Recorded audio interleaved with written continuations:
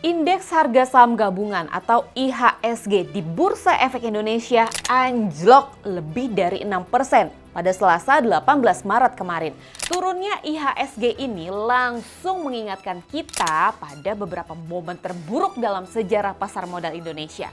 Mulai dari krisis keuangan Asia di tahun 1998 hingga dampak pandemi COVID-19 pada tahun 2020. Tapi sebenarnya apa sih penyebab indeks harga saham gabungan bisa anjlok separah ini? Saya Dila Hantika, inilah Jurnalisik.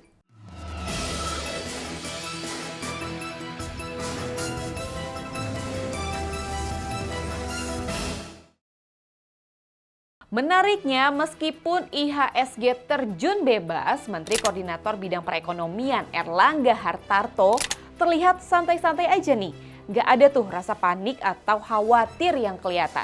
Menurut Pak Erlangga yang by the way lagi santer juga nih diusulkan bakal kena reshuffle setelah lebaran, turunnya IHSG lebih dari 6% ini dianggap wajar. Wajar dari mana sih Pak? Katanya ekonomi kita tuh kuat secara fundamental. Fundamental yang seperti apa Pak Erlangga? Kalau buat pemerintah ini bukan masalah besar, jadi yang perlu dikhawatirkan apa dong?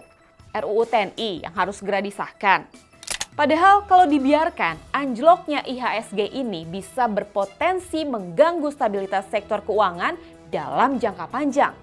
Loh, masa iya nggak ada langkah konkret yang diambil? Alhasil, karena anjloknya IHSG, Bursa Efek Indonesia sampai harus melakukan trading halt alias menghentikan sementara perdagangan saham selama 30 menit. Langkah darurat kayak gini nih nggak mungkin diambil kalau kondisinya masih dalam batas wajar kan. Jadi menurut para analis kejatuhan IHSG ini dipicu oleh badai sentimen negatif baik dari dalam maupun luar negeri. Kalau dari dalam negeri, salah satu faktor utamanya adalah isu reshuffle Menteri Keuangan Sri Mulyani. Isu ini bikin banyak investor panik dan buru-buru untuk melakukan sell off alias jual saham besar-besaran. Tapi tentu aja isu ini langsung ditepis oleh Wakil Ketua DPR Sufmi Dasko Ahmad yang selalu sigap nih untuk memberikan klarifikasi. Menurut Dasko, anjloknya IHSG sama sekali nggak ada hubungannya dengan isu pengunduran diri Sri Mulyani. Yakin nih Pak Dasko? Bahkan beliau juga menegaskan, Sri Mulyani nggak akan mundur. Jadi kalau bukan karena Bu Sri Mulyani, penyebab IHSG jeblok apa dong? Sementara beberapa ekonom termasuk dari Indef menilai anjloknya IHSG juga berkaitan dengan pembahasan RUU TNI, maraknya kasus korupsi, sampai kebijakan ekonomi yang bikin investor ini mikir dua kali buat bertahan.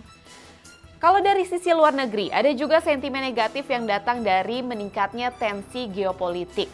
Terutama karena Presiden Rusia Vladimir Putin berencana memperpanjang perang. Duh, masa sih dampaknya jelas besar kayak gini buat perekonomian global termasuk Indonesia. Tapi kenapa ya pemerintah kita tuh kayaknya adem-adem aja ya? Tapi jangan panik dulu kawan, inilah indeks harga saham gabungan atau IHSG pada Rabu pagi dibuka optimis setelah kemarin sempat anjlok sampai 6%. Pada Rabu pagi tadi IHSG berada di level 6.000 yang diharapkan menjadi psikologi support bagi IHSG. Ya semoga aja ya kawan, inilah.